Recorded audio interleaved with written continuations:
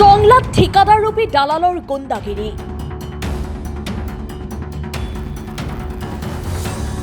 বৃদ্ধক আক্ৰমণ কৰিলে আহত ওদালগুৰি জিলাৰ টংলা থানাৰ অন্তৰ্গত বৰজলাহ আদৰ্শ গাঁৱৰ পথ নিৰ্মাণত ব্যাপক দুৰ্নীতিত অতিষ্ঠ হৈ গাঁৱৰ ৰাইজে প্ৰশ্ন কৰাত খৰ্গহস্ত হৈ পৰে একে গাঁৱৰে দুই ঠিকাদাৰ তৰুণ চন্দ্ৰ মহন্ত আৰু হেমকান্ত শৰ্মা উল্লেখ্য যে বৰজলাহ আদৰ্শ গাঁৱৰ 110 মিটাৰ পথ নিৰ্মাণৰ নামত আবণ্টন হোৱা 10 লাখ টকাৰে যোৱা জানুৱাৰী মাহতেই আৰম্ভ কৰিছিল কাম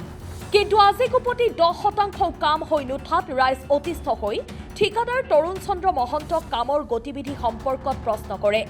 তাতেই খৰ্গহস্ত হৈ একে গাঁৱৰে 65 বছৰীয়া ভৱেশ শৰ্মাৰ ওপৰত আক্ৰমণ কৰে আৰু শিলৰ দমত পেলাই দিয়ে ফলত গুৰুতৰভাৱে আহত হোৱা ভৱেশ শৰ্মাক চিকিৎসালয়লৈ নি প্ৰাথমিক চিকিৎসা কৰিব লগা হয় ইপিনে পথ নিৰ্মাণত ব্যৱহাৰ কৰা বালি শিল আদিও অতি নিম্নমানৰ বুলি ৰাইজে অভিযোগ তোলে ইতিমধ্যে আক্ৰমণ সন্দৰ্ভত গাঁৱৰ ৰাইজে টংলা আৰক্ষী থানাত অভিযোগ দাখিল কৰে যি দুজন মানুহে ঠিকাটোৰ দায়িত্ব লৈছে বনোৱা তেখেতসকল আপোনাৰ এজন হৈছে তৰুণ চন্দ্ৰ মহন্ত আৰু এজন হৈছে হেমকান্ত শৰ্মা তেখেত চুবুৰীৰে মানুহ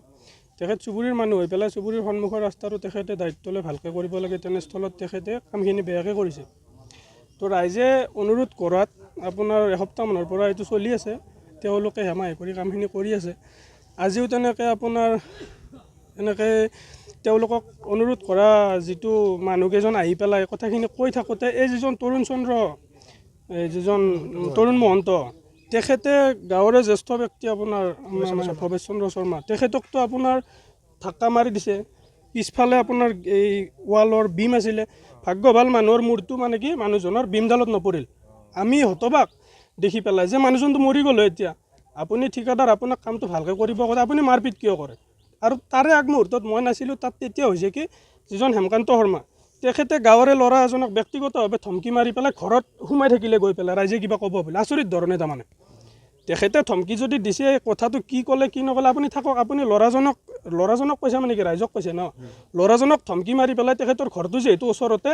পুতুককৈ যায় ঘৰটো সোমাই থাকিলে আচৰিত ধৰণেৰে তেতিয়া ৰাইজখিনি আচৰিত হ'ল মানে আপোনালোকে কৰি আছে কি বস্তুটো এনেকৈতো নচলিব ৰাস্তাটো বনাই থৈ যাব কালি ডাম্পাৰ এখন উঠি যাব ৰাস্তাটো ভাঙি যাব ইতিমধ্যে তেওঁলোকে আগতে কৰা কাম বেয়া হৈছে গাঁৱৰ কাম এটা কৰি আছিল এইটো গাঁও উন্নয়ন কমিটিৰ কাম তেওঁলোক কমিটিৰো মেম্বাৰ তেওঁলোকে কামটো খুব হেমাহিগুৰিত কামটো কৰি আছে আৰু কামটো হেমাহিগুৰিত হোৱাৰ কাৰণে তেওঁলোকৰ লগত আমি আলোচনা কৰিছিলোঁ যে কামটো অলপ ভালদৰে স্কিমমতে কামটো কৰক গতিকে এনেকৈ আলোচনা কৰি থকা তেওঁলোকে কৰিম বুলি কৈ পেলাই আজি ইতিমধ্যে কৈছে কি JCB লৈ যাই পেলাই তেওঁলোকে ৰুলিং কৰি উঠি তেওঁলোকে তাৰমানে কাটা শিল পেলাব বিচাৰিছে আমি এইটোত মানা কৰিছোঁ আমি কৈছোঁ কি ইয়াতে বালি 3 ইঞ্চি বালি পৰা নাই 3 ইঞ্চি বালি নপৰিলে ইয়াৰ পৰা কাটা শিল পাৰি আপোনালোকে শিকা পাৰিলে আমি এইটো মানি নলওঁ আপোনালোকে চেন গেবেল পেলাওক ৰাইজে প্ৰতিবাদ কৰিছিল নে অনুৰোধ কৰিছিল অনুৰোধ কৰিছিলোঁ আমি অনুৰোধ কৰিছিলোঁ অনুৰোধ কৰাৰ পিছত কি কৰিলে তেওঁলোকে অনুৰোধ কৰাৰ পিছত আমাক মানি লোৱা নাই তেওঁলোকতো ৰাইট বুলি তেওঁলোকে ধৰি আছে আৰু আমাৰ কথাটো এনেকৈ অনুৰোধ কৰি থকাৰ সময়ত তেওঁলোকে অসুস্থ হৈ পেলাই আমাৰ এজন বয়সস্থ মানুহ শ্ৰী ভৱেশ চন্দ্ৰ শৰ্মা তেওঁ ঘৰৰ পৰা ওলাই অহাৰ সময়তে তেওঁক মানে ঠেলা গল্টা কৰি মাৰপিট কৰে প্ৰহাৰ কৰিছে নেকি প্ৰহাৰ কৰিছে বেয়াকৈ কৰিছে তেওঁ বহুত আঘাত পাইছে কাক কৰিলে প্ৰহাৰ এই তৰুণ চন্দ্ৰ মহন্তই প্ৰহাৰ কৰিছে ভৱেশ চন্দ্ৰ শৰ্মাক ঠিকাদাৰ হ'ল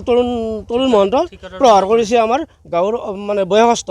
ভৱেশ চন্দ্ৰ শৰ্মাক বেয়াকৈ আঘাত হৈছে নেকি বেয়াকৈ মানে আঘাত ভিতৰি আঘাত পাইছে কিন্তু খুন হিচাপে খুন হোৱা নাই কিন্তু আঘাত পাইছে ভিতৰি কৰি কাৰণ বয়সস্থ মানুহটো স্থানীয় আৰক্ষী থানাত কিবা আমি থানাত গোচৰ দিবলৈ ওলাই আহিছোঁ ওদালগুৰিৰ পৰা চিন্ময় ডেকাৰ ৰিপৰ্ট অসম টাইম ঘৰত আনন্দ আৰু সম্পৰ্কৰ চমক বজাই ৰাখিবলৈ জৰুৰী হৈছে সকলো আনন্দময় মুহূৰ্তত মৰমৰ উপহাৰ দিয়াটো সেইবাবে মধুশ্ৰী জুৱেলাৰ্ছে আনিছে সকলো ৰঙীন ক্ষণৰ বাবে বিশেষ গহনা হীৰাৰে হওক সোণৰে হওক বা ৰূপৰে হওক শ্ৰেষ্ঠ ডিজাইনছ আৰু হলমাৰ্কযুক্ত গহনাই ৰাখে সম্পৰ্কক নিখুঁত তেনেহ'লে আজিয়ে আনক আনন্দ মধুশ্ৰী জুৱেলাৰ্ছৰ সৈতে যোগাযোগ কৰক 7028000341 নাইবা ভিজিট কৰক LNB ৰোড নলবাৰী অসম